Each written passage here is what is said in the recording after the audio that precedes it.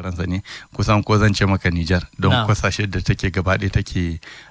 ta ba su yancin kai a wancan lokaci kaga bayanan da muka yi na cewa ana ba su ceremonial president ne wadda duk wasu abin da ya shafi harkar maganar tsaro da kuma essential sector wadda duka ya shafi harkar ilimi kiwon lafiya da tattalin arziki gaba ɗaya na hannun Faransa ne wadda duka wa'innan kasashe ko zance kasashen da duka ita Faransa ta raina tana amfani da babban bankin ta ne na Faransa ake zuba duka kudaden wa'innan kasashe karkamanta duka wa'innan kasashe da ta raina a wurin babban bankin duka babban bankin Faransa ake amfani da shi gaba daya ba babban bankin su wa'innan kasashe ba su da bankunan kansu ai kusan komai da ka sani da kudin su duka buga ake akai har da ma kasafin kudi na shekara da suke yi za su kai can ne to daga can ne za a iya yanke wasu kudaden da kuma za a iya turo musu to kaga wannan yanke hulɗa ba wai sun yanke hulɗa ba ne suna nuna cewa ko wani taimako don kuɗaɗen ita kasar Burkina Faso da na su Cote d'Ivoire da sauransu gaba ɗaya tana kawo shi ne a matsayin tallafi don saboda yarjejeniyar da aka yi kenan a ɓoye wadda aka ba da shi wannan shugaban kasa shi yasa suke lura suke shaƙe duka wa'innan kasashe to muka sake dawowa shi Burkina Faso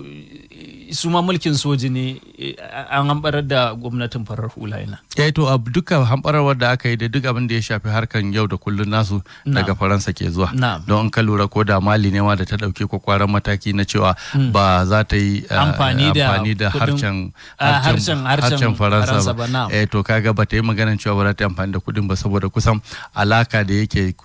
assimilation da yake cikin lokacin da aka ba su yancin kai ya nuna cewa har yanzu suna karkashin rashin Faransa ne amma a matakai da ake tafiya a hankali watakila dan nan gaba kaɗan za su iya kokarin karkatar da abin da ya shafi dukiyoyin da ake cire da karkashin kasansu ya zamto abin da zai tallafa musu na wurin samun kudaden kansu da kuma tsayawa da kansu to kaga wa'innan kasashe gaba ɗaya da Faransa ta raina kaga suna karkashin ita Faransa ne kuma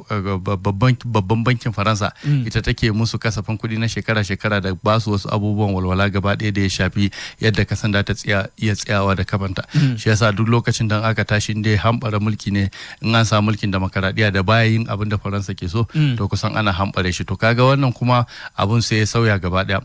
duk da taimakon su da aka yi da aka kifar da wasu gwamnatocin gaba daya kamar na Burkina Faso da ita na Mali da har da na Niger ne daga baya kuma sai abun ya juya cewa kusan wa'innan da aka rena daga wurin su ko aka ba su horo na soja sun karkatar da hankalin su wurin ganin yadda za a yi a ce abubuwan da ake samuwa daga karkashin kasan su na wa'innan kasashen su ya zamto abin da al'ummar su ne za su mora bayan da za a yi a ce abin da ake cirewa a Mali amma kuma za a ce maka Faransa ce ke mora to kaga kusan hankali ne da ya karkata na wurin ganin yadda za a yi abin da ake kira resources control shine yanzu su yawancin francophone din suka farka daga yin haka to in muka sake dawowa abin da ke tafiya kan Niger wanda kuma abu guda ne